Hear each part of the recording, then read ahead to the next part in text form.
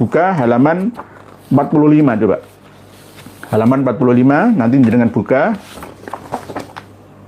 45 manuskrip Bangsa Al-Qadri. Sultan Syarif Abdurrahman pergi juga bersama-sama company memukul negeri Sukadana.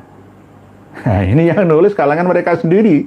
Jadi Dik Melvin jangan ikut-ikutan kalau nggak ngerti manuskrip ini.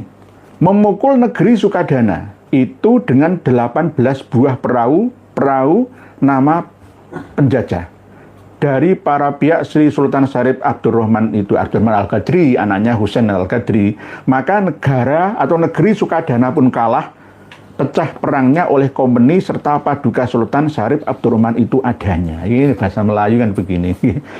Dan lagi maka adalah kepada tahun Arab sanah itu tahun 1200 Hijriah, maka paduka Sultan Syarif Abdurrahman pun bersalah nalah dengan paduka Raja Mempawah itu yang bernama Panembahan Adiwijaya. Ini keturunannya Opu Daeng Manambun. Assalamualaikum warahmatullahi wabarakatuh. Alhamdulillah teman-temanku, semoga kalian sehat selalu. Amin amin ya rabbal alamin. Alhamdulillah, jangan pernah lelah dalam perjuangan ini. Terus sadarkan saudara kita semuanya.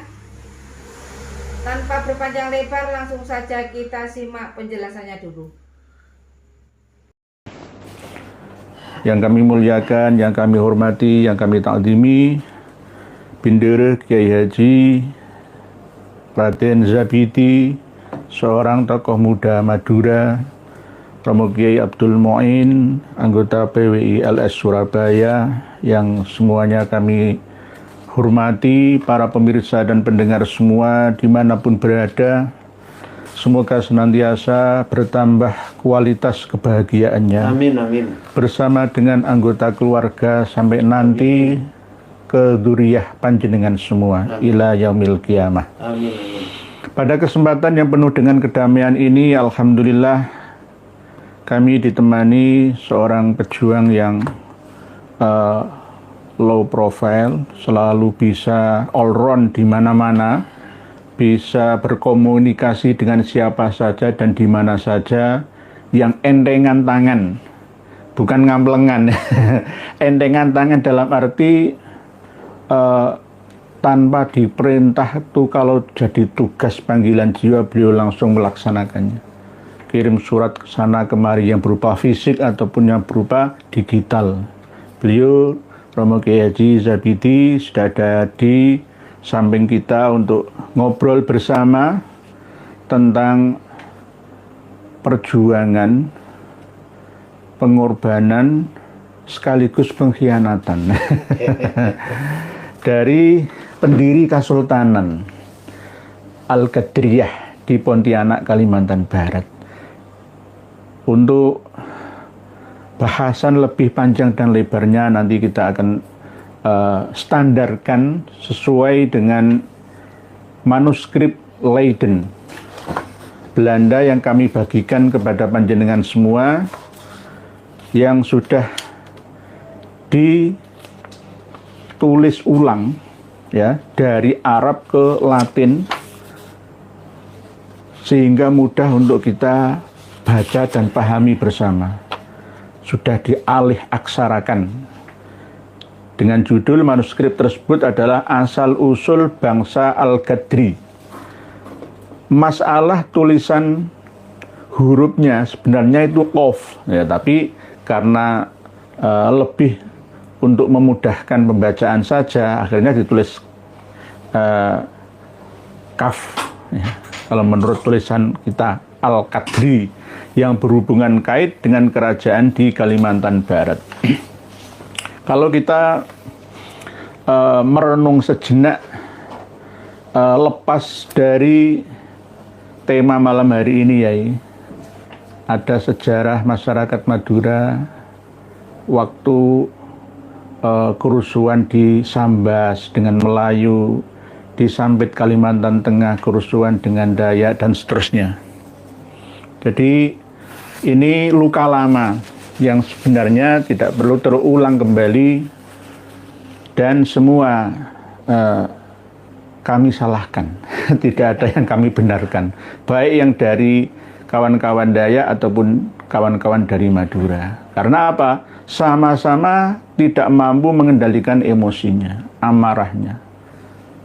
Belum bisa mendahulukan persaudaraannya.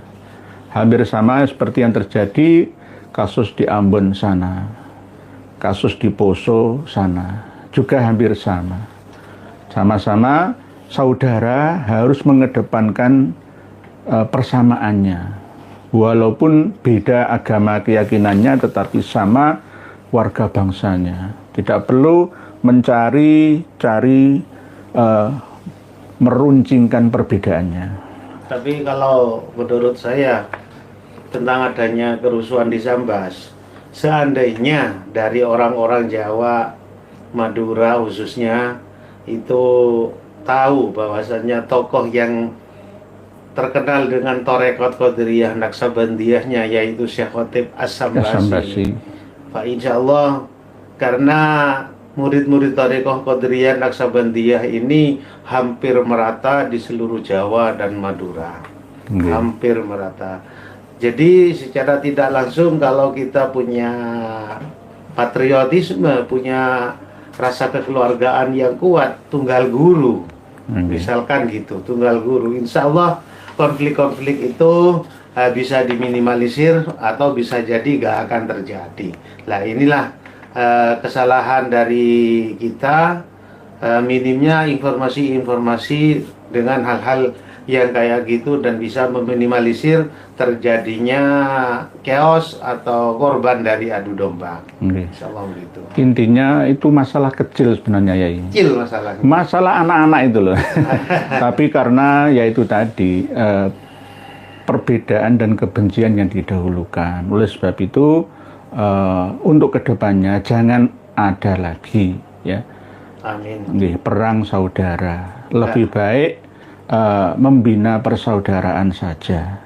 Bahkan dengan Habaib Alawi dan Muhibbinnya juga kami juga tidak menyarankan untuk ayo saling babat bunuh dan lain, nggak boleh. Lah ya kayak yang masalah itu yang di Batu Putih kemarin, yang sama Babi Aldo sama Jamal dan lain-lain, kan seakan-akan kita dipanas-panasi, ditantang. Ya saya hanya jawab begini. Ya kami akan maju untuk apa aja ketika yang dihadapin itu benar. Nah misalkan karena yang nantang dari ntar dulu para Muhibbin itu bolo dewe yang masih dibutakan hatinya. Kan gitu. Jadi saya melihat dan memantau kejadian kemarin dan bahkan tahun yang lalu ya, jenengan yang selalu tampil di depan ya, tanpa ada rasa ketakutan ya menghadapi masalah-masalah kayak yang terjadi, dilontarkan perkataan untuk memanas-manasi dari Dek Aldo, dari Dek Jamal, begitu juga yang dari Marga Al-Habsi, dari Bahar bin Sumaid dan lain-lain lah. Padahal di area makam Batu Putih itu sebenarnya makam asli dari Habib Syekh bin Ahmad Bafaqih itu sebenarnya tidak sesuai dengan brandingan pemahaman ya umat ya. Akhirnya yang dulunya itu tidak baik sekarang menjadi baik gara-gara framing-an, brandingan ya, settingan ya dari kalangan kawan-kawan mereka. Padahal kalau kita runut sejarahnya ya, dua Habib itu bermasalah. Oh iya, yang diceritakan di channel YouTube Arah 9 itu. Kami pun punya datanya ya itu. Cuma masih belum saya bongkar semua. Tapi karena kalah branding akhirnya Sunan Batu Putih yang asli, Pangeran Lanang Dangiran itu malah dikesampingkan. Ketika saya pantau sendiri, malamnya saya di Kerembangan, besok malamnya pas hari Jumat itu libur itu saya ke sana langsung. Saya teliti langsung, ternyata banyak yang berziarah itu lurus, bukan belok ke kiri. Ya lurus, berarti ya itu kalah. Lama-lama nanti kalau Sunan Batu Putih itu bukan Pangeran Lanang Dangiran, ya Habib ya, itu. Nah ini, jadi ini bagian daripada memoles ya, membranding, menframing, mensetting mempromosikan orang yang tidak baik. Penjahat pun di branding jadi orang soleh. Seakan-akan itu hebat ya. Dan sesuatu yang tidak benar apabila disampaikan terus-menerus akan dianggap sebuah kebenaran. Ya benar, nanti akan dianggap sebagai kalau nggak ada yang lawan, nggak ada yang meluruskan. Ini yang banyak terjadi saat ini kan begitu. Oleh sebab itu kewajiban kita. Oleh sebab itu kawan-kawan Ring Madura, Kampi ya, jangan jadi muhibin buta gitu loh. Lihatlah, kawan-kawan kita banyak dari Madura.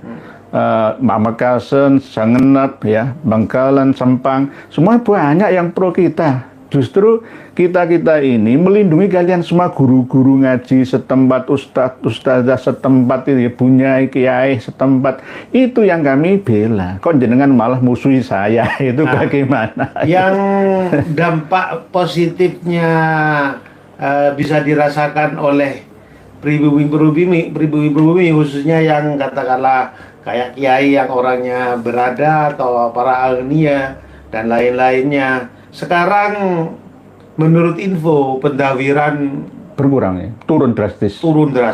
Ya, nah, ini termasuk salah satu efek positifnya gitu. Nah, itu kan termasuk membebaskan belenggu, penjajahan spiritual.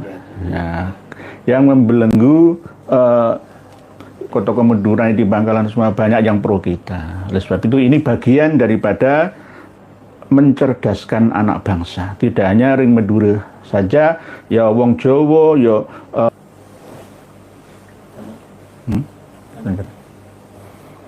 ini kasih muter-muter. Jadi para pemirsa dan pendengar semua mohon dimaafkan karena sinyal yang kurang bersahabat.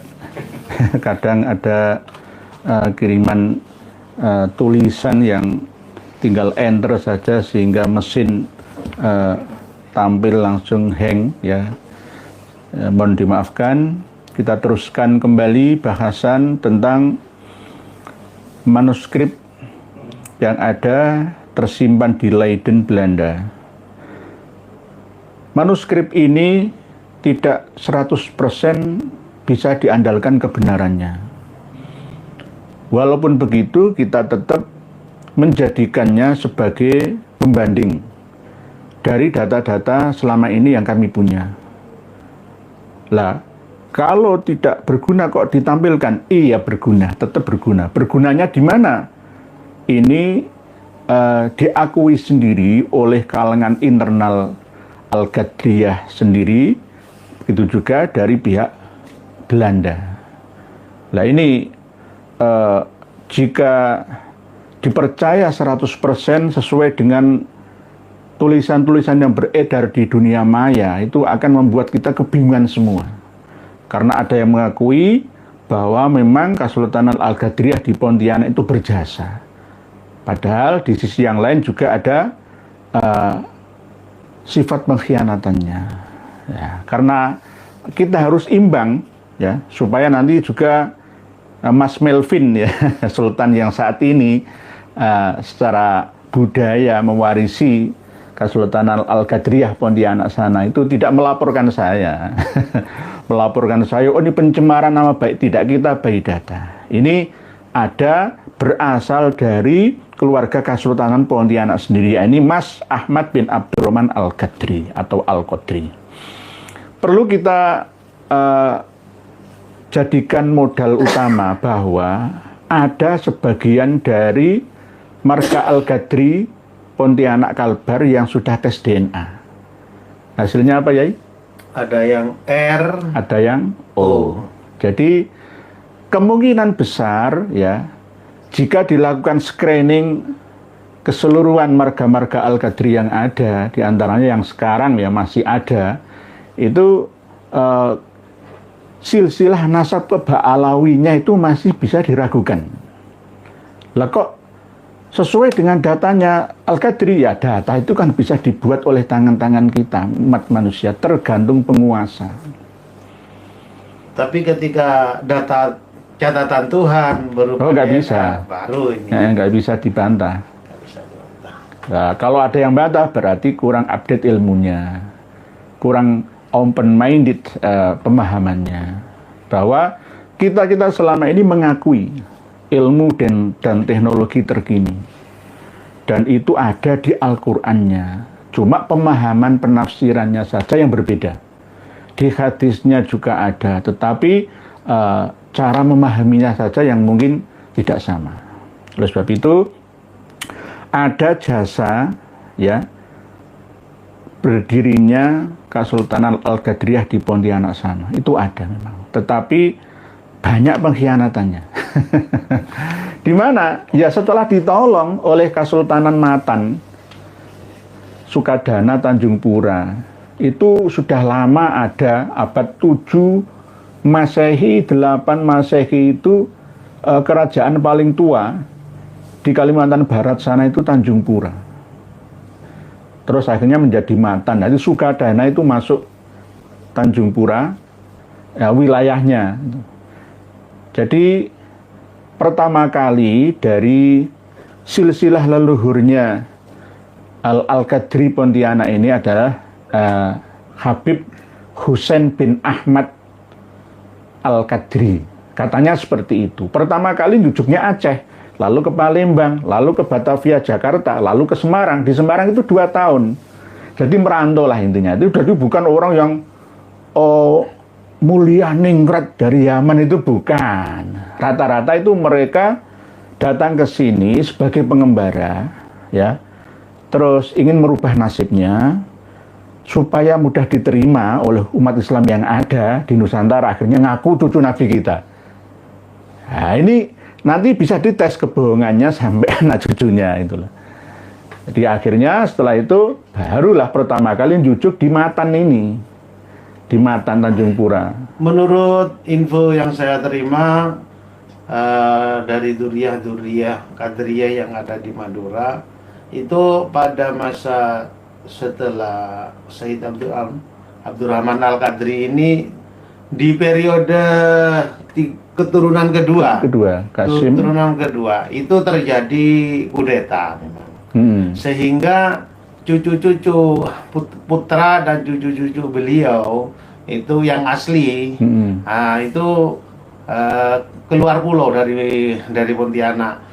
Ada yang namanya Abu Bakar, itu di Madura. Terus ada cucunya yang bernama Abdurrahman, itu ada di Madura. Jadi zuriyahnya setelah itu mencari suaka sampai ke Pulau Madura. Jadi yang di sana, yang sekarang ini, insya Allah yang mengkudeta itu. Maka dari itu sangatlah benar kiranya adanya DNA. Jika memang pendirinya adalah Habib siapa? Habib Husain, asal mula dari Husain. Tapi kalau yang marga klan Ba'alawi semua kan sudah pada tahu DNA-nya G. Tapi ini keturunannya sekarang kok malah R. Kok gak sama ya? Ya ini kami bukaan rahasia. Siapa R itu? Ada dari keluarga pondok pesantren yang ada di Temboro.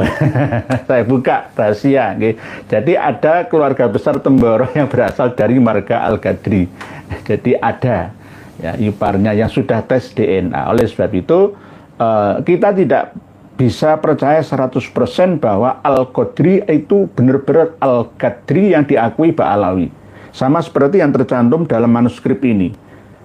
Karena memang ini catatan dari keluarga internal mereka sendiri gitu, tanpa pembandingnya, dan diakui oleh sejarawan-sejarawan Hadrami sana, bahkan di kitab Tajul A'ras, ya, di kitab-kitab Al-Imam Al-Muhajir, di kitab Syamsul Dhahirah, semua yang mengakui bahwa Al-Qadri itu Ba'alawi dari marga Jamalulail, dari marga pecahan dari Jamalulail. Tetapi di sini Jamalulailnya itu Bahsin Ba'alawi lah. Kalau Bahsin sendiri itu tidak termasuk Ba'alawi. Tapi di sini ada tambahan Ba'alawinya. Oleh sebab itu kita tidak bisa mempercayai 100% ya, kecuali setelah adanya tes DNA dari kalangan mereka.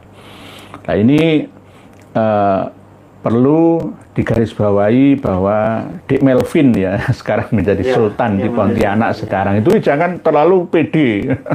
Jangan saya cucu Nabi, enggak. Oleh sebab itu Pontianak semua yang di Kuburaya, yang di Sanggau, yang di Singkawang, yang di Ketapang, Sukadana, Matan dan semuanya ya yang berasal dari marga-marga Ba'alawi, jangan terlalu pede ya sebelum kalian mengikuti kajian-kajian kita selama ini ya.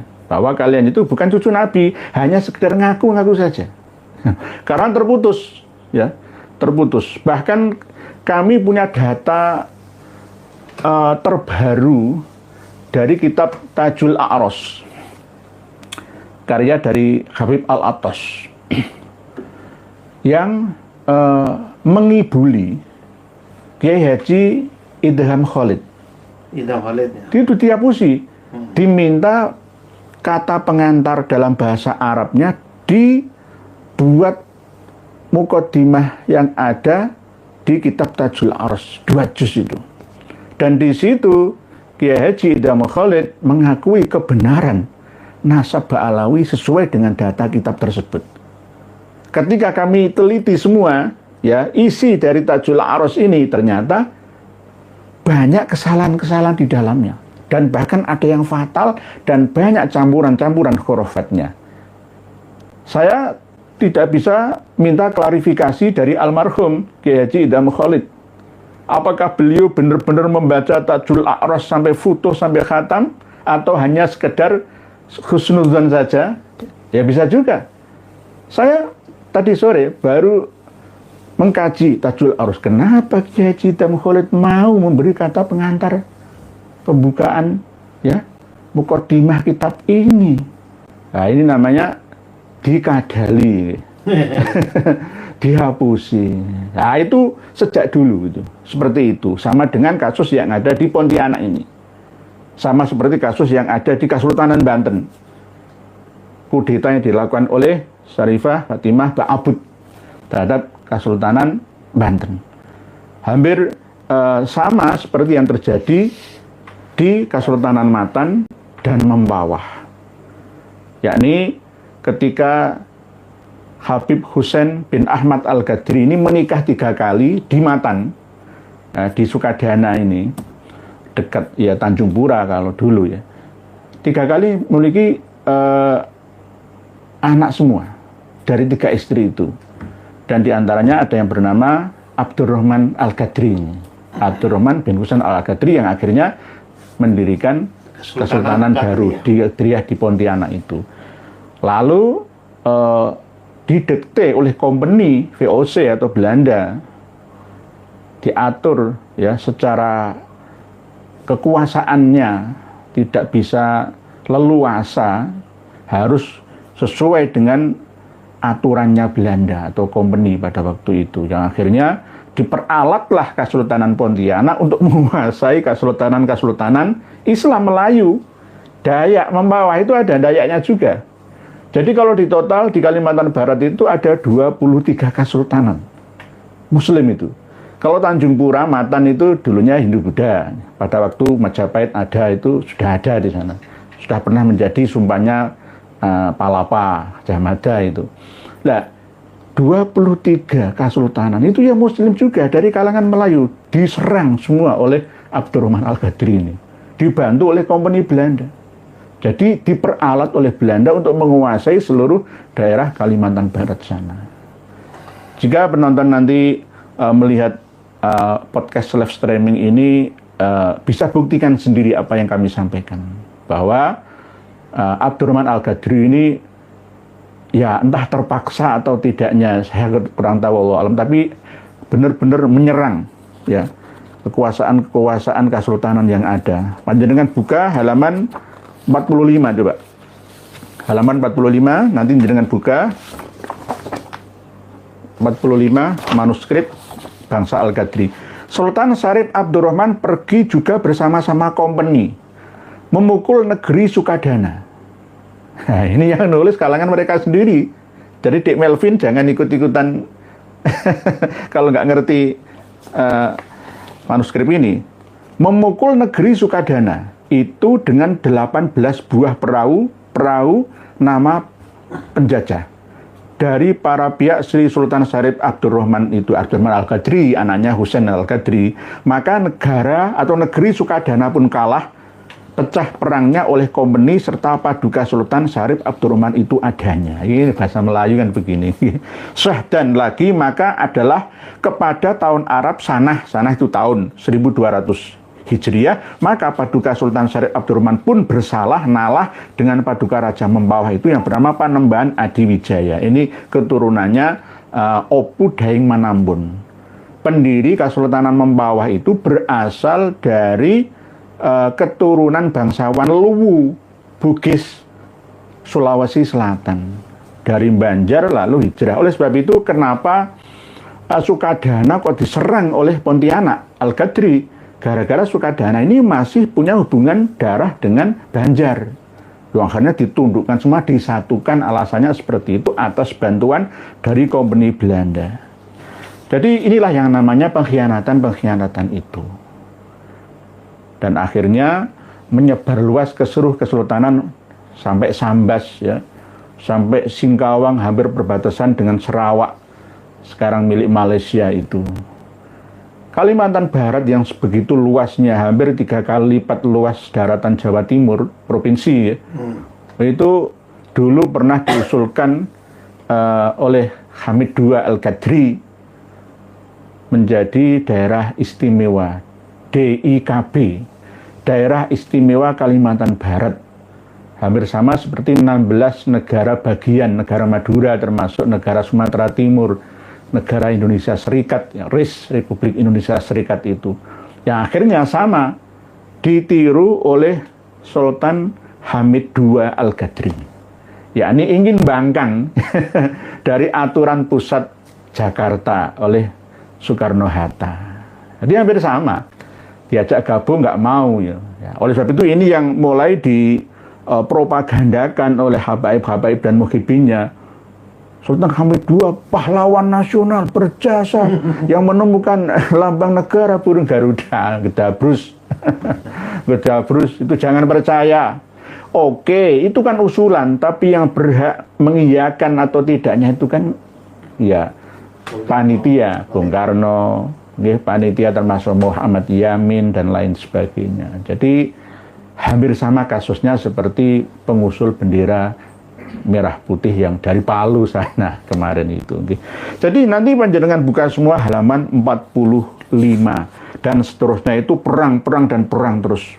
Yang akhirnya Syarif atau Habib Abdurrahman Al-Qadri ini meninggal dunia tahun 1808 alias abad 19 Masehi.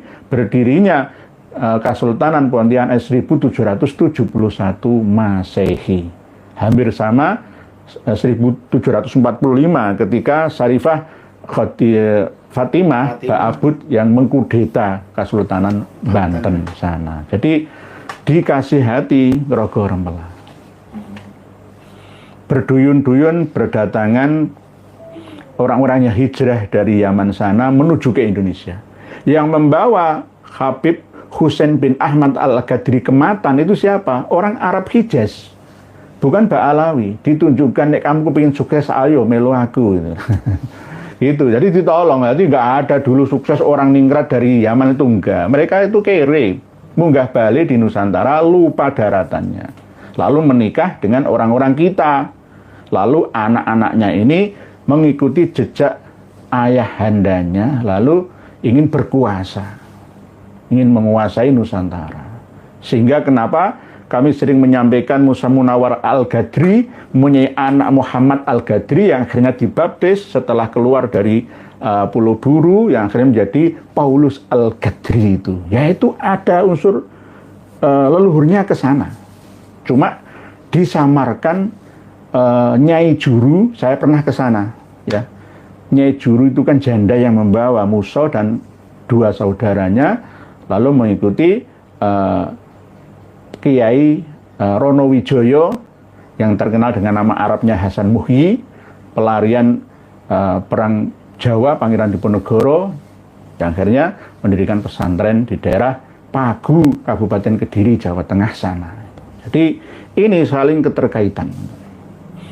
Jadi nanti panjenengan semua buka bahwa keinginan Habib Abdurrahman Al-Ghadri ya menundukkan ya, alasan menyatukan tapi atas backingan dari company Belanda.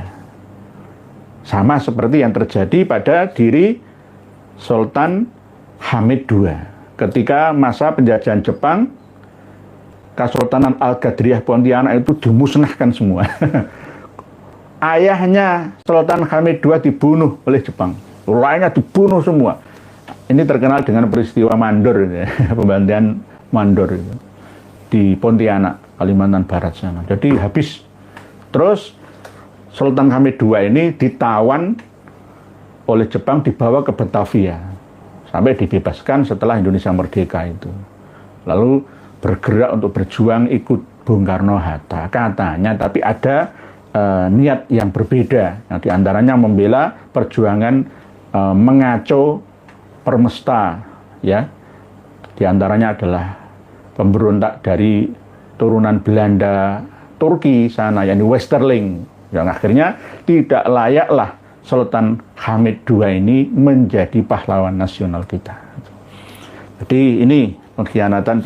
Oleh sebab itu kita harus ambil pelajaran bersama. Kita harus waspada. Di mana ada Ba'alawi berada, kita wajib waspada. Pasti ujung-ujungnya akan diadu domba. Iya, Pak Yai Raden Ahmad Zabidi misalkan punya pondok pesantren besar.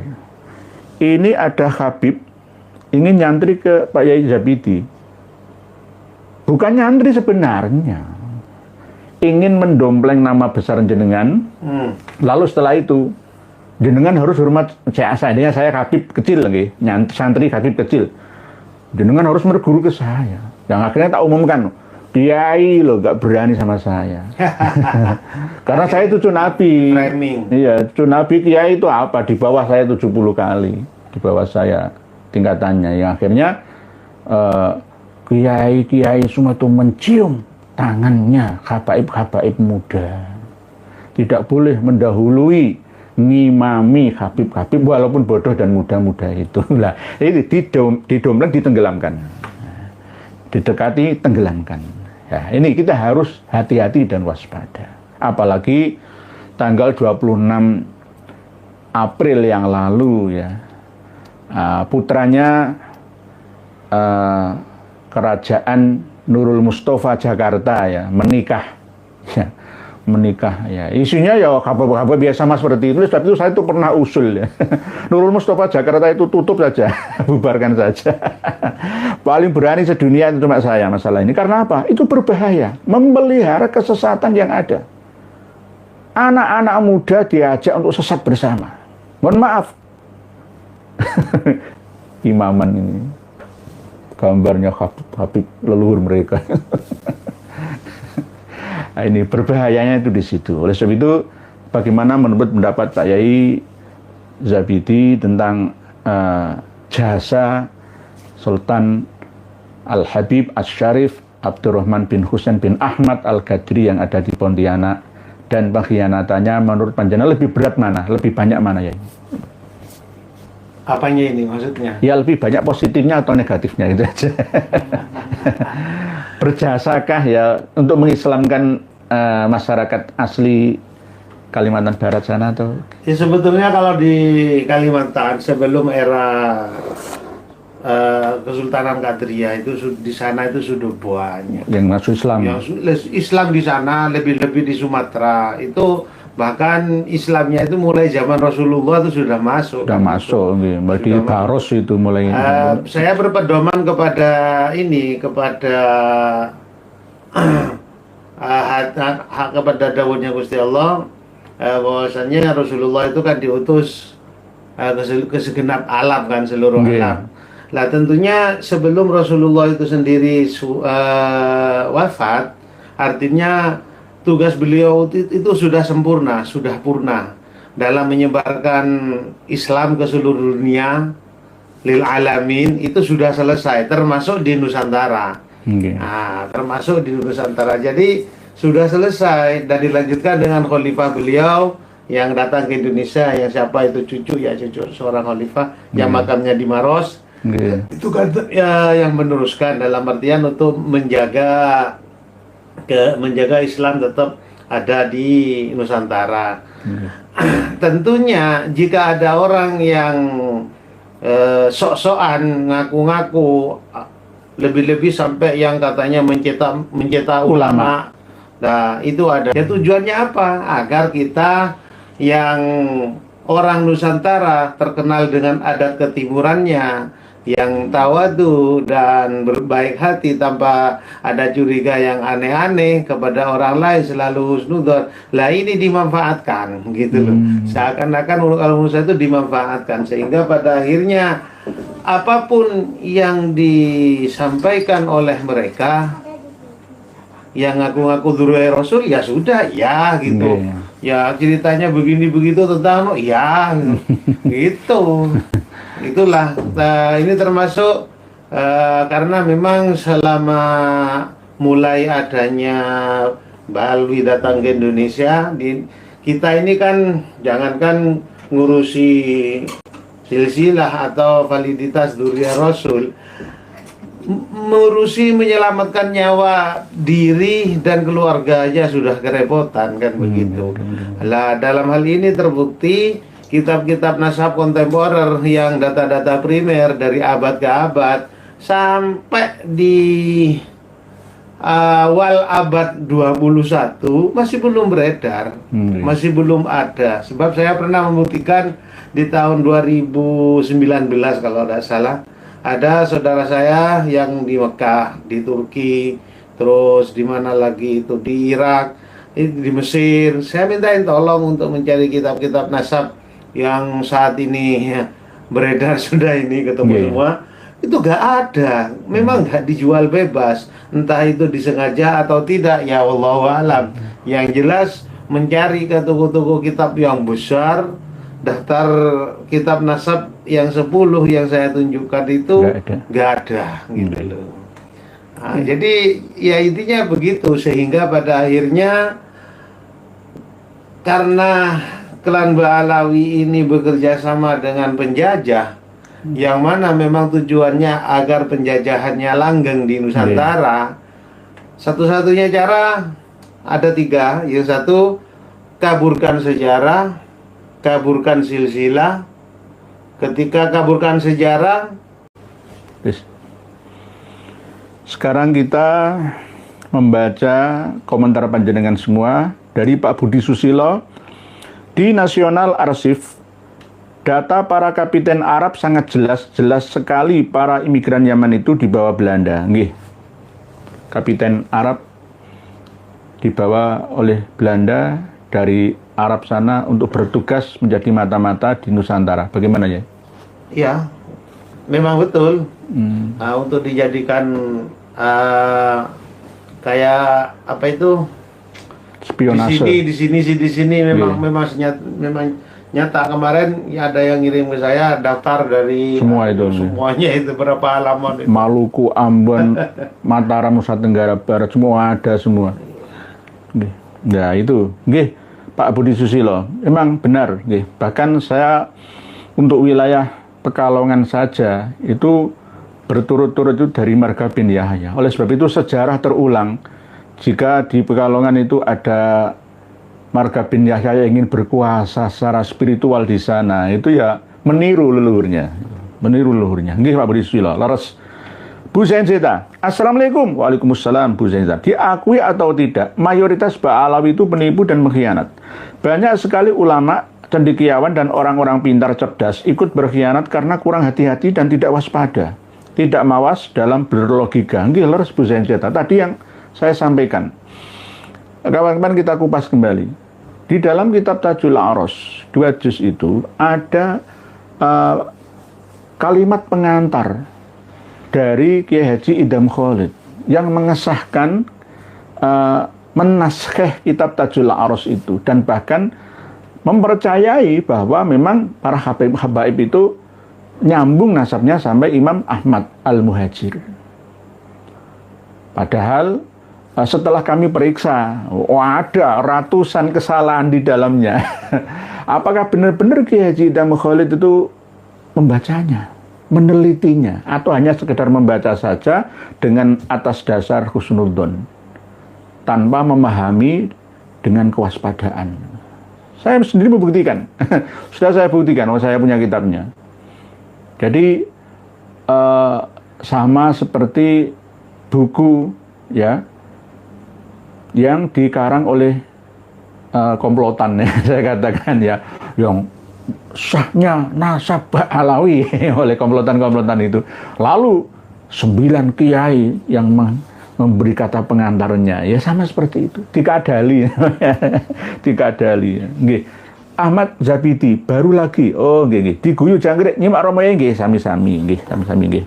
Dari Bu Zain Zeta Pamekasan nggih. Ini Bu Zain Zeta Pamekasan ini seorang Sri Kandi Madura yang paling berani untuk berjuang meluruskan dan membela bangsa dan negara, khususnya agama. Nggih, terima kasih matur sekelangkung Bu Zain Zeta.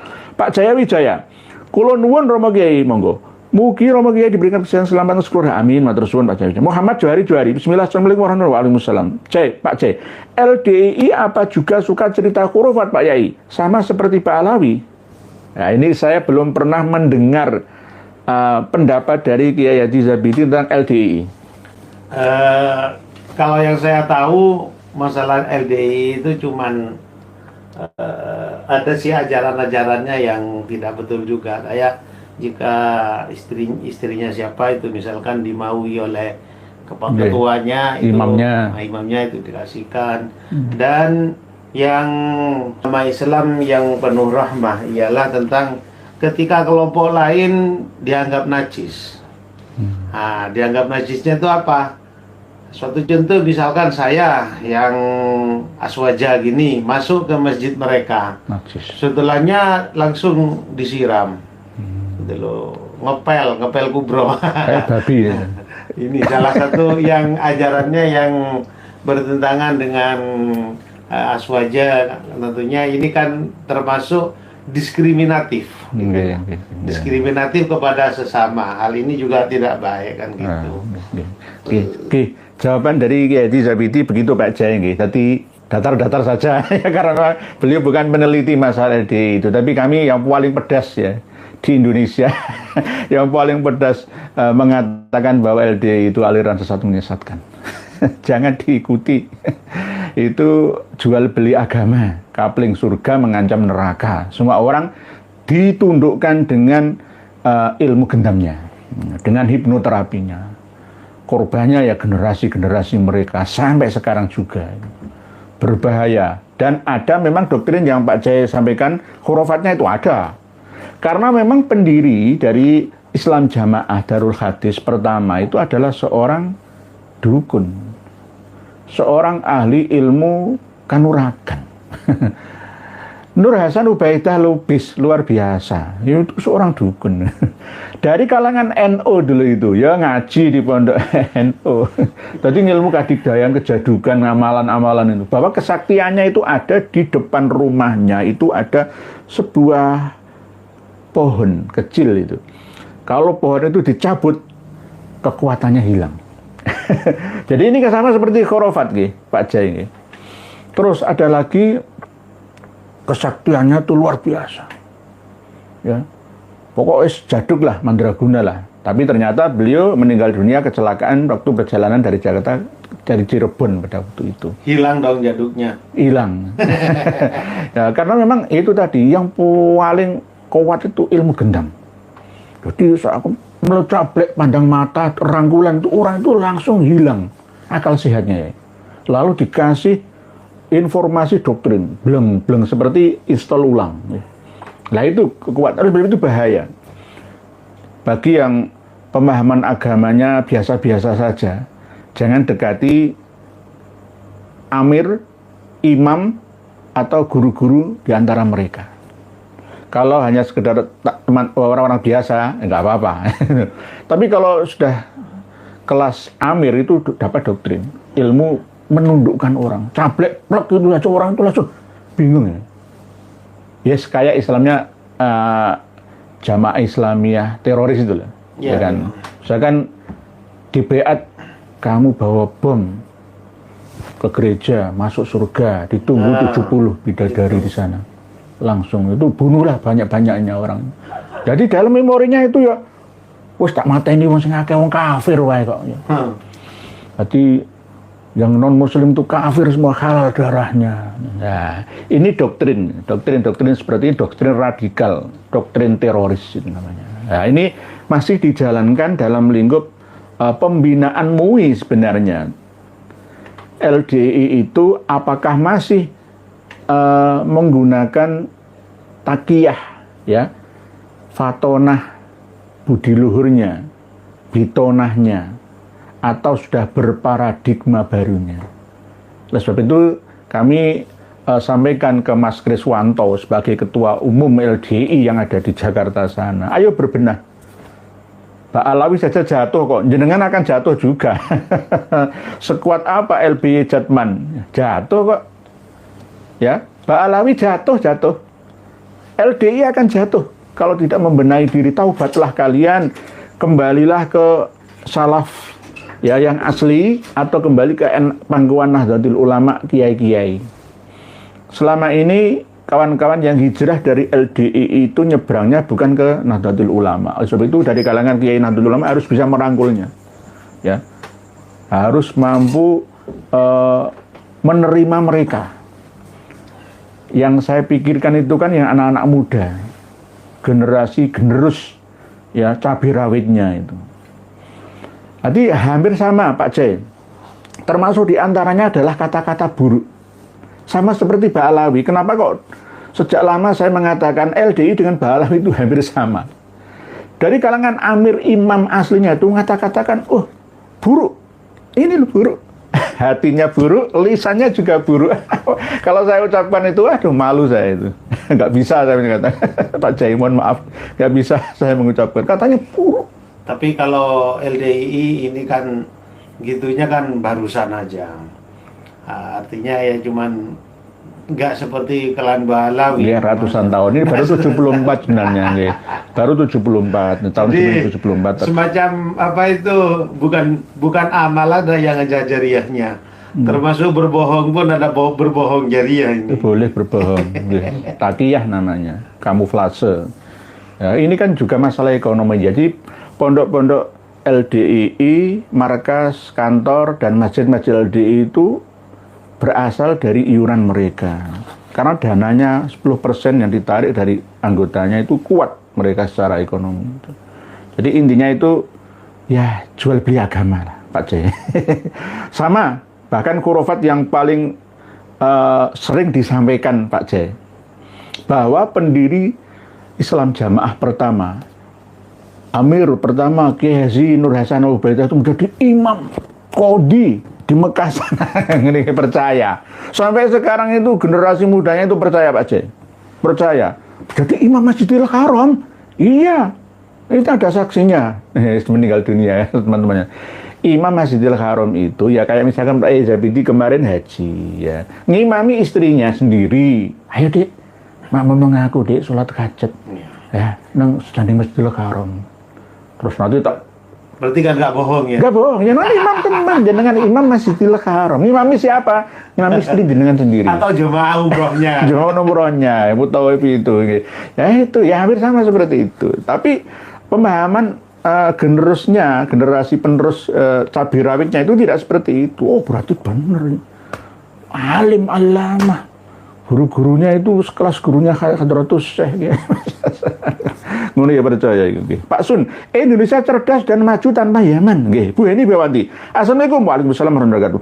Sehat selalu Pak Nur ya. Allah Subhanahu wa taala telah membuka semua hal tentang Ba'alawi. Nasab tak jelas, batil, ajaran penuh khurafat, melebihi al-halat, perilaku menyimpang dan sebagainya. Nggih, Bu Heni Bewanti. Perilaku Ba'alawi yang menyimpang ya. Seperti apa ya? Banyak. Banyak nggih. Gak bisa dihitung. Nggak terhitung jumlahnya. Mengatakan Isra lebih 70 kali itu sudah melebihi Rasulullah. Wah banyak lah. Jadi membicarakan tentang menyimpangnya ajaran Ba'alawi itu sudah malas. Saking banyaknya. Saking banyaknya. Bahkan terstruktur. Kenapa kok saya katakan terstruktur? Karena memang ada bukunya, Ada pedomannya. ada pedomannya, sehingga para habib-habib muda itu gampang aja dalam menyampaikan sesuatu. Sudah ada semacam ada standarisasinya. Buku petunjuknya. Ya sama membranding sama kawannya ya. Misalkan nggih, kan jenengan nggih. Jenengan itu saya branding, saya promosikan Pak Yai Zabid itu karomahnya luar biasa, bisa mendatangkan emas dari langit. Itu.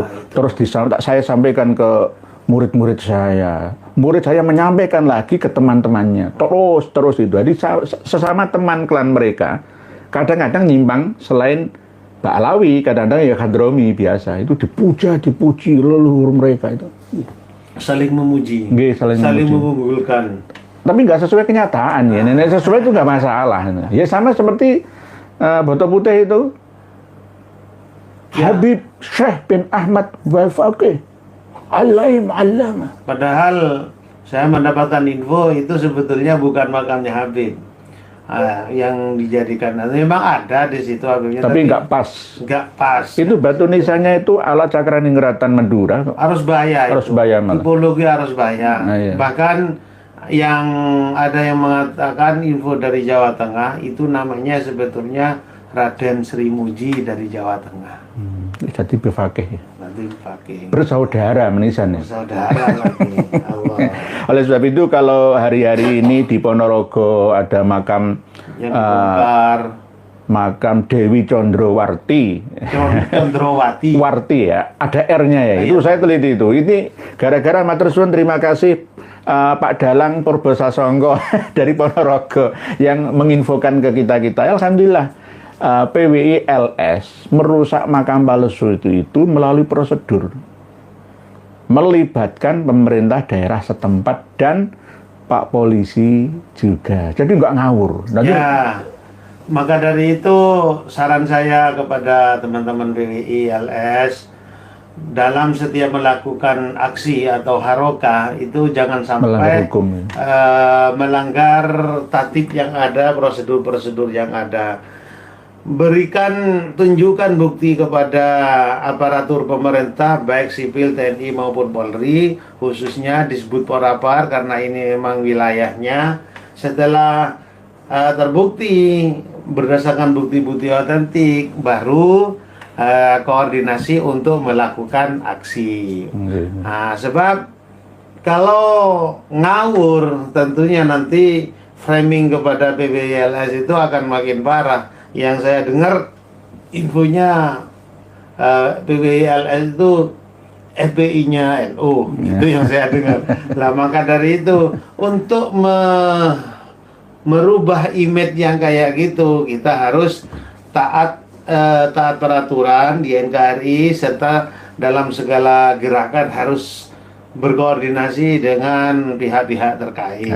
Kalau tidak ada izin dari pihak-pihak terkait, jangan dulu, dikarenakan mungkin bukti-bukti yang jenengan bawa itu belum kuat kan gitu. Sama seperti yang terjadi di Kabupaten Blora kemarin itu ya, enggak jadi dibongkar ini. Karena kami ya seperti yang Pak Yai sampaikan, selalu menghargai hukum, baik hukum norma masyarakat setempat ataupun hukum pemerintah atau negara kita. Kalau nggak gitu, saya sudah bawa kampak di makam Mbah Sunan Bonang Kauman Tuban itu. Jenengan sama saya pertama-tama itu kan sudah 2 tahun ini ya itu. Sampai sekarang nggak ada perubahan itu. Ya, masih tetap lah tambah-tambah itu tulisannya. Ayo. Nah, ini bukti nyata bahwa makam sekitar Mbah Sunan Bonang Tuban kota itu sudah dikuasai oleh Mbak Alam. Tapi sebetulnya dulu waktu kurang lebih 1-2 bulan setelah saya menemui disebut Porapar Tuban dan juga Mojokerto. Tuban yang Tubannya. Gitu. Nah, setelah dari situ, memang dari kami itu ada rencana untuk melakukan aksi tanpa koordinasi sebetulnya. Namun pada saat itu dikarenakan PWI itu sendiri sudah berbadan hukum, masa mau melanggar hukum yang berlaku di NKRI. Akhirnya menghargai hukum yang berlaku sampai sekarang masih tetap jadi Balawi semua. Nggih, Pak Ansori, Pak Yai Ansori saja kadang-kadang takbel. Gimana ya, masih maju mundur, masih tak ada keluarga saudara juga yang mengelola makbaroh di sana ya. Jadi inilah, jadi kami ini menghargai hukum, nggak ngawur. Jadi walaupun saya tidak duduk di struktural penting di PWLS tidak, tapi mendukung Nahdlatul Ulama, PWI itu sama. PWLS itu adalah organisasi yang tidak resmi dari NU tetapi berasal dari 99,9% kultur NU semua. Jadi kalau dikatakan itu teroris itu, tapi jangan sampaikan tadi itu framing. Framing ya. Jadi oleh sebab itu kawan-kawannya di Belambangan, di Blitar, ya di Nganjuk semuanya tetap berjalan sesuai dengan prosedur hukum yang ada. Jadi kalau kami dikatakan teror, karena apa itu teroris atau apa, yang ditantang Holboto Putih sudah siap pasukan Laskar Sabilillah dari semua dari Jawa Timur itu kurang lebih 500-an. 500-an. Tapi sudah standby, ada 2 titik. Ada yang di Kemayoran, ada yang di mana lagi itu lupa. Tinggal nunggu komando sebetulnya itu. Namun setelah dipikir-pikir nanti yang dihadapin di sana, setelah saya lihat yang aktif menjaga di situ kok golongannya Madas terus apa lagi itu. Ada itulah tretan-tretan TV semua. Yang pada akhirnya nanti kami akan bentuk dengan tretan TV. Lah ini yang kami takutkan, bukan takut gegernya, tapi tujuan kami ini kan untuk menjaga marwah Wali Songo, menjaga marwah kiai-kiai Nusantara kan gitu. Yang tujuannya agar mendapatkan ridho dari Allah melalui ridho-ridhonya Wali Songo dan Kiai Nusantara itu. Nah kalau sampai kita terjadi bentrok dengan sesama, saya yakin ridho yang kita harapkan gak akan tercapai kan gitu akhirnya. Berarti dengan adanya sikap seperti ini ya, semoga ada hikmahnya. Amin. Sehingga saudara-saudara kita ini mau menyadari akan kemuhibinannya ya, yang bahwasannya mereka itu diadu domba. Pada intinya begitu. Sedangkan mereka kenapa kok tetap jadi muhibin? Ya monggo lah, jenengan telaah sendiri. Yang jenengan cintai itu perilakunya bagaimana, siapa sebetulnya kan gitu. Monggo saling sami-sami belajar kan gitu. Sami-sami membuka diri, maka dari itu harus netralkan hati. Sehingga bisa membuka cakrawala baru, kita mau meneliti, mau belajar. Lah ini yang sangat kami harapkan kan begitu. Alhamdulillah, terima kasih Pak Yai. Dari Pak Warsita Wijaya ini juga kembalikan sejarah makam Sunan Boto Putih. Lah ini tadi sudah disampaikan oleh Pak Kiai Zabidi. Insya Allah sesuai dengan proses tapi dengan cara yang bijaksana itu tadi. Kita tidak ingin benturan dengan saudara sendiri. Pak Warsita Wijaya. Pelan. Tetap berjalan tapi silent. Aja, jangan bras. Jangan gerusa-gerusu. Pak Toko Suryo, Assalamualaikum warahmatullahi wabarakatuh. Tolong Yai Nur ajarkan sejarah Islam dan Nusantara biar ngerti sejarah baru, bisa menghargai pejuang sebelum Wali Songo sampai Wali Songo biar nggak gampang dibohongi Pak Allah. Siap Pak Toko Suryo. Pak Fatal Jihad. Assalamualaikum warahmatullahi wabarakatuh. Sehat kalian terdekat. Amin matur suwun. Alhamdulillah Pak Fatal Jihad. Makin lama makin terbuka. Semua klaim diisbat pakai mimpi. Apakah bendera merah putih diklaim sebagai usulan Habib Pak Alawi juga karena mimpi? Pak Fatal Jihad, karena mimpi bertemu dengan Kanjeng Nabi, lalu Kanjeng Nabi memberi arahan kepada guru tua Al-Jufri bahwa Indonesia nanti pemimpinnya itu Pak Karno. Nah ini saya juga gak habis pikir juga apa yang terjadi ini, termasuk yang terjadi di pembelokan sejarah NU, sejarah kemerdekaan Indonesia, itu semua kan dibelokkan. Dibelokkan. Yang sebetulnya adalah pelaku sejarah itu adalah orang pribumi, tapi diviralkan adalah dari klan sebelah. Klan Balawilah ini dari pihak Dikbud atau Disbud Porapar yang aparatur pemerintah ya. Kalau dari NU yang apa itu? Les buminya. Lah ini kenapa kok diam? Kenapa kok diam, bang? Sejarahnya sendiri yang dibelokkan kok diam, gitu loh. Katanya kalau NU menurut slogan waktu 1 abad kemarin, merawat jagatnya. Merawat jagat ya, merawat jagat, dan apalagi terusannya itu merawat jagat lah. Mau merawat jagat, merawat sejarahnya sendiri aja nggak bisa. nggak bisa. Nah, oke lah, bukan saya menyalahkan tentang slogan yang dicetuskan oleh Ketum PBNU.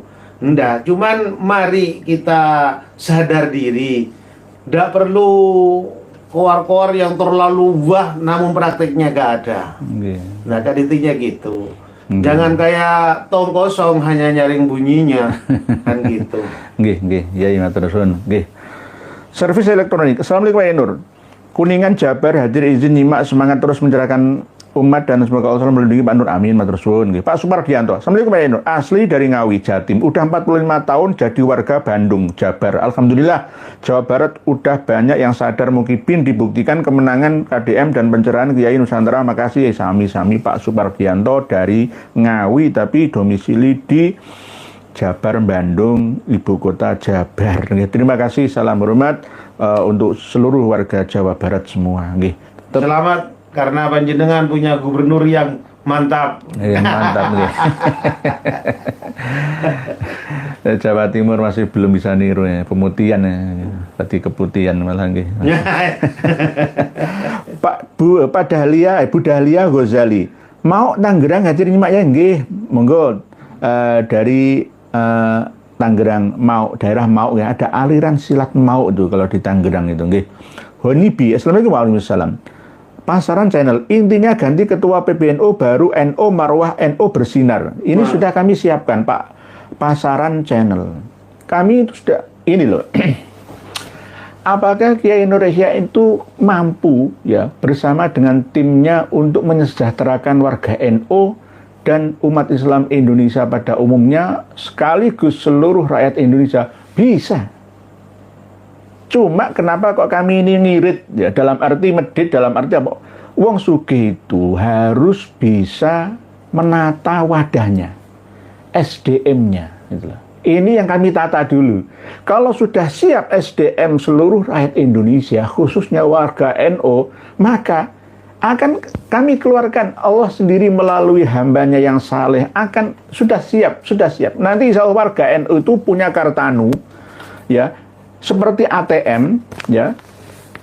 Warga NU 150 juta itu punya kartanu plus ATM, terdaftar memiliki rekening. Setiap warga negara harus mempunyai rekening perbankan semua.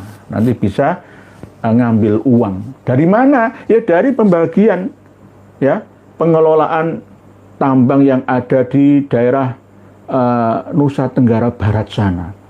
Ada berapa miliar metrik ton, ya, uraniumnya, emasnya, tembaganya.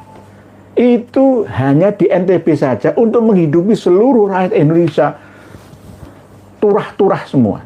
Asalkan SDM-nya ditata dulu. Saya ini menata, insya Allah.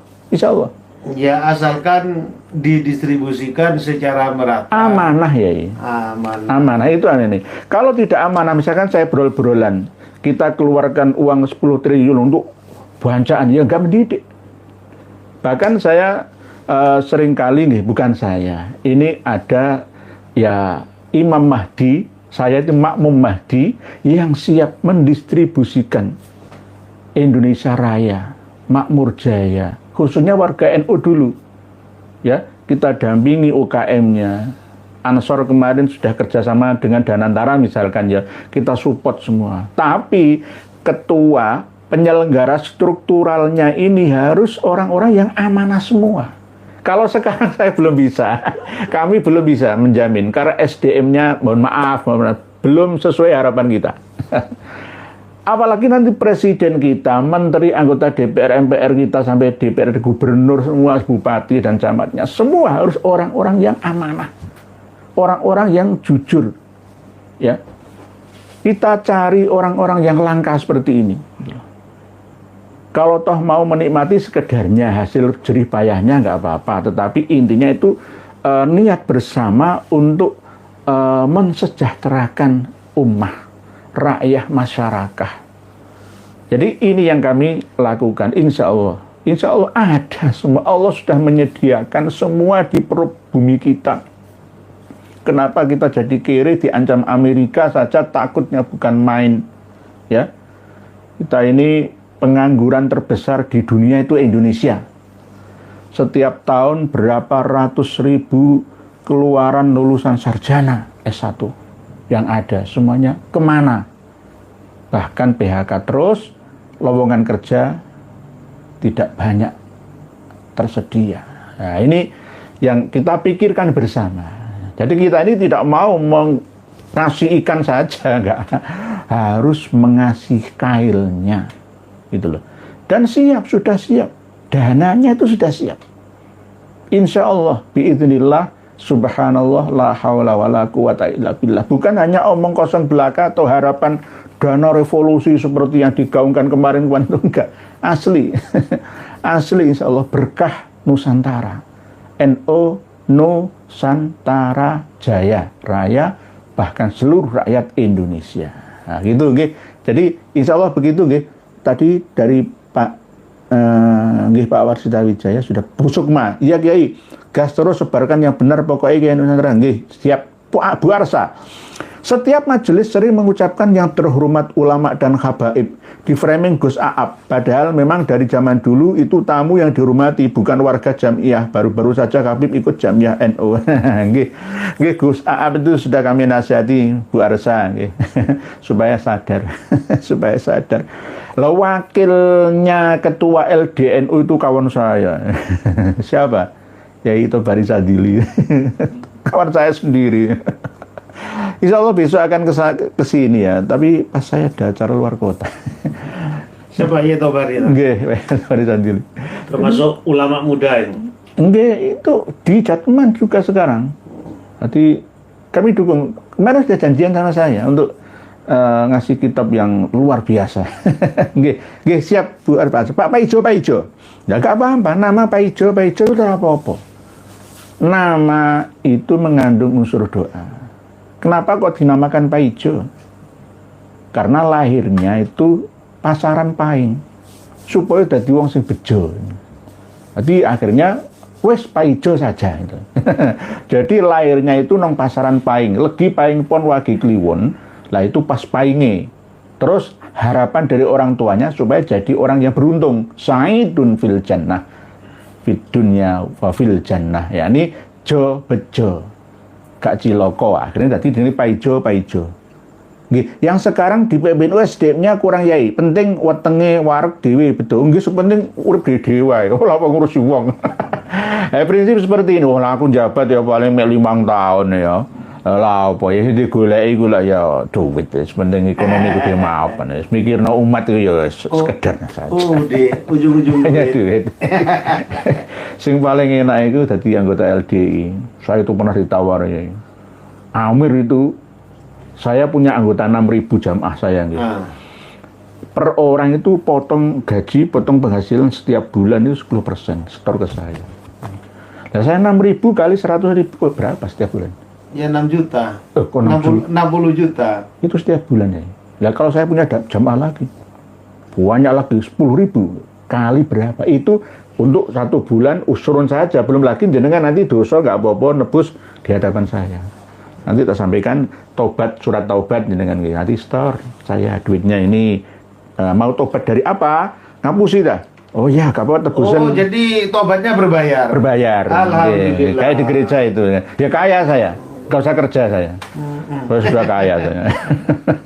Lah kalau kiai-kiai itu ya ada bisyarah dari ceramah diundang ke sini dan ke sana, itu ya nggak apa-apa. Nggak apa-apa, itu halal jika membutuhkannya. Sama seperti saya ini sebenarnya undangan ceramah di mana-mana itu banyak saya. Cuma karena terbentur jadwal kerja saya ya maka banyak yang kami menolaknya.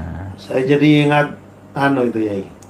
Ingat salah satu dawuhnya putra Yai Usman itu yang menyampaikan Dinding, bahwasannya ke dinding. Pak Yusman. Sao Bulu. Oh, Jati satu. Purwo. Nggih. Itu dawuh begini. Waktu itu ada seorang alumni yang sowan ke beliaunya. Nggih. Begitu ditanya, beliau menjawab, kamu kerja apa? Ngajar, Kiai. Yang namanya Yai Minan itu, Yai Minan ya, itu marah. Marahnya kenapa? Ngajar itu bukan pekerjaan, gitu. Ngajar itu bukan pekerjaan, tapi khidmah. Jadi kamu harus kerja yang katakanlah misalkan dagang atau apa gitu, baru selebihnya waktu dibuat untuk ngajar. Ya, selebihnya itu baru dibuat ngajar. Saya jadi berpikir, oh bisa ya Minan tahu gitu. Setelah saya angan-angan, ternyata ketika kita sudah punya mata pencaharian Tetap ya. sendiri, ketika kita menyampaikan amanah ilmu kepada orang lain, itu kita lebih ikhlas. Nggih. Lebih ikhlas, gak mengharapkan amplopan atau apa, mungkin rahasianya di sini. Sehingga nanti apa yang kita sampaikan karena kita ikhlas lebih diterima oleh para mustamiin gitu. Tapi walaupun begitu ya, kalau dikasih amplop tidak diminta nominalnya itu harus diterima nggak apa-apa. Supaya podo muter gitu ya. Ya, ada yang pakai sistem gini. Ketika kita diundang pengajian atau apa, itu memang kita terima amplop. Tapi amplopnya itu gak dibuka, yang buka itu istrinya dan tidak pernah tanya ke istrinya. Jadi gak hitung-hitungan akhirnya, gitu loh. Waduh, kalau di sana sumbangannya gede, gak ada gitu-gitu akhirnya. Nggih, saya itu kalau ada ceramah khotbah itu dapat uang itu ya saya nggak minta tarifnya, terus saya buat untuk operasional yayasan, kembali ke umat gitu. Kembali ke umat itu. Gus Abbas, Biliasi itu bilang ke saya sendiri, keliling ke sana, ya nggak apa-apa, ikhlas. Beliau ikhlas secara batiniah, secara lahiriah ya karena memang profesional, menghargai waktu seseorang ya kan. Kalau artis saja 150 juta 1 jam, kiai misalkan dihargai 15 juta itu nggak apa-apa, tergantung jarak jauh dekatnya. Itu nggak apa-apa, sepenting nggak meminta tarif ya. Itu nggak apa-apa. Apakah kiai boleh seperti itu? Boleh. Ada hukumnya. Yang penting itu tidak berlebihan. Ya betul. Tidak berlebihan. Karena memang seperti Kiai Haji Maduddin Usman itu kan ya pondok pesantrennya kan ya butuh dana juga, ya kan. Jer Basuki Mawobio. Terus misalkan diundang ke Surabaya terus gratisan ya satu kali tok ora balik mana. Hilang waktu 4 hari, tenaga, konsentrasi, kesehatan tubuh. Seandainya gratisan kan ya nggak pantas ya. Itu maksudnya saya sepenting tidak berlebihan sehingga dibisniskan. Misalkan Ustadz sampai 61 miliar rumah saya atau saya kumpulkan jamaah melalui framing, setting, dan branding ya. Mobil mewah datang sendiri ke Sabilul Taubah. Nah ini yang tidak diperbolehkan. Ini jualan agama. Ya, mohon maaf, bapak saya. Ini jualan produk agama yang dikemas ya. Yang akhirnya korbannya itu rakyat jelata, umat manusia di sekitar kita. Nah ini akhirnya apa? Orang-orang kaya itu hanya seneng sama yang katanya ulama, tidak dekat dengan fakir miskin dan du'afa. Begitu Pak Paijo. Pak Subagio. Lah ini bahasa Jawa lagi. Subagio itu, su itu nama panggilan awal keindahan, apik atau nur cahaya. Oleh sebab itu orang-orang dulu itu su semua. Soekarno, Soeharto, Susilo, ya. Terus Supomo, Sukendro, Sudomo, Sumarno, dan Susumala. Subagio ini harapan orang tuanya. Semoga hidupnya penuh dengan cahaya dan bahagia hidupnya. Subagio. Gitu. Malaysia. Subagio. Malaysia nderek nyimak, semoga dimudahkan segala kebaikan. Matur suwun Malaysia. Terima kasih. JJ Garok. Assalamualaikum, alhamdulillah lancar maning sinyalnya. Saya orang Jawa Barat, dari dulu nggak percaya Habib Al-Kaburi, apalagi rujak basi. Nggih, matur suwun Pak JJ Garok. Nggih, memang begitu. Nggih, kalau mau ditipu ya silahkan ikut Habib lagi. Al-Hasmi Indonesia. Tolong aku nyimak ya nggih, monggo nggih. Amin. Nggih Pak Paijo, amin sama-sama. Nomor biru, salas doa berbayar. Sales doa berbayar. Maksudnya dengo terus untuk amplop ya. Nek diundang secara resmi ya nggak apa-apa. Tapi penting nggak minta gitu loh, nggak minta berlebihan. Sewajarnya, nggih nggak narjet, sewajarnya, sepantasnya, secukupnya. Karena semua itu kembali ke umat, dari umat ke umat. Lah setiap hari itu saya kan di kampus ya. Lah kalau dosen nggak digaji, dosen itu dodol ilmu, terus nggak digaji lah terus piye? Lah iso maju kampus saya. Dosen uangnya gaji ini sak dus ya, gaji ini sak sen, ngomongin sak dus, gaji ini sak sen dosen misalkan ya, nggak dapat gaji lah terus piye? Ya kayak iso maju nanti. Jadi sepodo-podo maju nih yang akhirnya ya karena fasilitas jasa pendidikan tinggi kita yang akhirnya bertanggung jawab terhadap lulusannya, ya maka ya ada balas budinya, timbal baliknya Jer Basuki Mowo Beo. SNKS, rungkat nasab, filologi, sejarah dan genetika. Rungkat Islamnya, rukun Islam ada 6. Rungkat imannya, khurafat dan takhayul. Rukun iman ada 7. Yang ke-7 adalah percaya kepada habaib. Rukun iman ada 7, rukun Islam ada 6. Bagus, oke. Habib dengan khurafat, insyaallah ada yang seperti itu. Kebanyakan seperti itulah. Di dalam kitab-kitab karya mereka, khurafat itu alasannya adalah karomat, berdasarkan husnudzon. Wali itu kalau beneran wali itu harus husnudzon. Nomor 1 husnudzon, nggak boleh, nggak percaya itu nggak boleh, nggak percaya. Misalkan Habib Lutfi bin Yahya itu salah, lakot ja'akum, demi teman-teman yakti nekani sapa ingsun ing sira kabeh. Kum Rasulun, utusan. Lah, harus husnudzon, wong iku wali kemungkinan pas jadab ya. Ya kalau salah kok disunudzon nih. Lah namanya wali. Wali ya, kalau salah itu ya nggak apa-apa. Sama dengan orang yang mengatakan seseorang itu wali majdub misalkan ya. Kalau saya malah berbeda. Yang namanya wali tentunya itu tidak akan meninggalkan syariat. Tapi ketika melaksanakan syariat, beliaunya itu kalau wali majdub ya, ketika melaksanakan syariatnya itu gak genah seperti pada umumnya orang-orang yang tidak majdub. Satu contoh, misalkan sholat asar itu cuma 3 rakaat gitu, udahulu salam gitu. Dan ini terbukti sama Gus Ud Pakirwojo. Nah, itu pernah di tes sama Romoan sama Yayas Rory itu. Beliau yang cerita itu beliaunya itu waktu sholat waktu ke Pondok Jatipurwo minta masuk ke kamarnya Romo Yai, minta mau sholat gitu, digoda. Alhamdulillah, semoga bertambah sadar para pengikut mereka habaib. Sudah saatnya kita pribumi bangkit lawan semua doktrin mereka habaib. Wahai saudaraku, secara ilmu sejarah dan nasab sudah terbukti Ubaidillah terputus 650 tahun, bahkan bisa lebih. Dan secara ilmu filologi juga tidak nyambung. Mereka habaib apalagi dengan ilmu pasti yaitu ilmu YDNA, jelas mereka anak cucu Yahudi. Terus apalagi yang bikin saudara-saudara bingung? Kan sudah jelas semuanya. Dan coba kita lihat jejak digital teramah mereka habaib. Fakih Mukodam Isra Mi'raj 70 kali.